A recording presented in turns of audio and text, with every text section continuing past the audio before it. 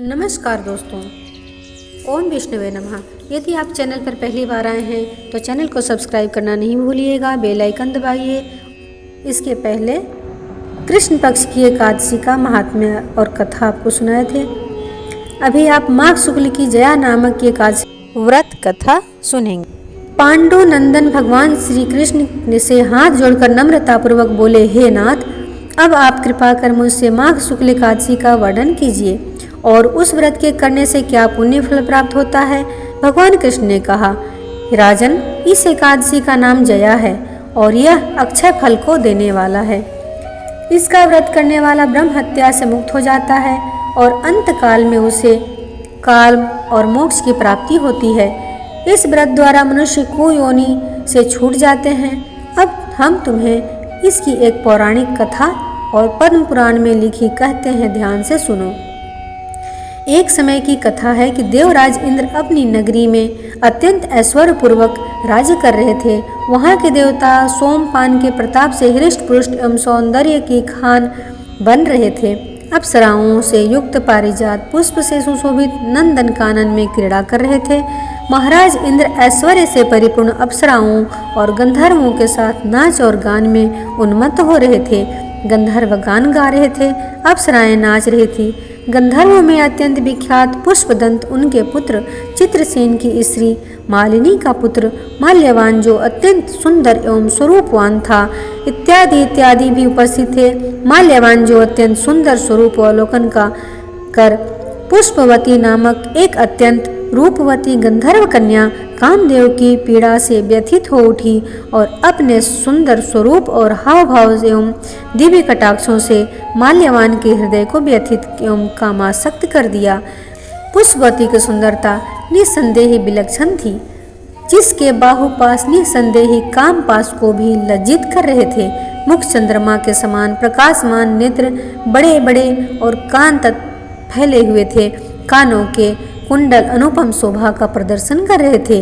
उसकी ग्रीवा एवं उसके सटे हुए दिव्य कंठाहार अपनी अनुपम शोभा का चमत्कार दिखा रहे थे तथा ऊंचे ऊंचे सुंदर उरोज स्वर्ण कलशों को लज्जित कर रहे थे।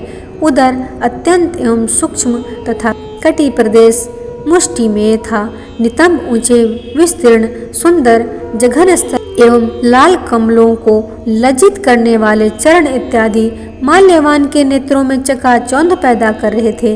यद्यपि ये दोनों ही प्रेमी एक दूसरे पर अत्यंत ही अनुरक्त हो रहे थे, तथापि भयवश इंद्र को प्रसन्न करने के लिए बाध्य थे। अस्तु, अन्य गंधर्वों एवं अप्सराओं के साथ मिलकर कार्य आरंभ किया, परंतु काम के वशीभूत होने के कारण इनका नृत्य एवं गान सम्यक नहीं उतर रहा था। इनकी चेष्टाओं एवं भावभंगिमाओं से चतुर देवराज इंद्र पर इनका अनुराग तत्काल ही प्रकट हो गया। इंद्र ने इसको अपना अपमान समझा और उन पर क्रोध प्रकट कर उन्हें दारुण श्राप दे डाला। इंद्र ने कहा, ऐ मेरी आज्ञा को भंग करने वाले पापात्मना मूर्खों, तुम दोनों ही पिशाच हो जाओ और मृत्युलोक में जाकर अपनी अपनी करनी का फल भोग करो। साप सुनकर दोनों ही दुखी हुए, परंतु अब क्या हो सकता था। दोनों ही हिमालय पर पिशाच हो अपना कालयापन करने लगे। इस दुख में पड़कर वे लोग अत्यंत ही व्याकुल और चिंतित हो उठे। उन्हें क्षण मात्र को भी निद्रा नहीं आती थी। शीत और उष्ण के प्रभाव में पड़कर वे नाना प्रकार के कष्टों को भी भोगते और अपने अपने भाग्य को कोस रहे थे। इस प्रकार अनेकों चिंताओं एवं व्याकुल हो वे अपने इस भयंकर जीवन से ऊब गए। एक दिन उन लोगों को खान पान के लिए कुछ नहीं मिला और वे दोनों दिन भर भूखे ही रह गए। रात को चिंता एवं शीत के कारण नींद भी नहीं आई। दैव योग से वह जया नामक एकादशी का दिन था।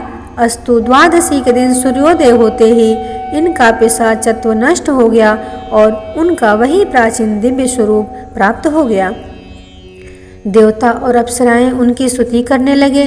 उन लोगों ने जाकर देवराज इंद्र को प्रणाम किया। देवराज उनका दिव्य रूप देखकर आश्चर्यचकित हो गए और उनसे पूछा, कहो, तुम्हारा पिशाचत्व किस प्रकार नष्ट हुआ। माल्यवान ने हाथ जोड़कर निवेदन किया, प्रभु, यह जया एकादशी के अनजाने व्रत करने का पुण्य फल है। उनकी ऐसी वाणी सुनकर देवराज इंद्र ने कहा, भगवान विष्णु की भक्ति एवं जया के अनुग्रह से तुम्हारा पिशाचत्व नष्ट हो गया और अब तुम देवताओं को भी वंदना के योग्य हो गए। अस्तु, अब तुम दोनों आनंद पूर्वक देवलोक में आनंद करो। हे राजन, देखो कैसा प्रभाव दिखाया इस जया एकादशी व्रत के पुण्य फल ने। इसीलिए इस जया एकादशी व्रत को अवश्य करना चाहिए, क्योंकि यह व्रत अनेकों अनुपम फलों को देने वाला है। भक्ति पूर्वक जया का व्रत करने वाला निस्संदेह ही 100 वर्ष पर्यंत स्वर्ग में निवास करता है। ओम नमो भगवते वासुदेवाय।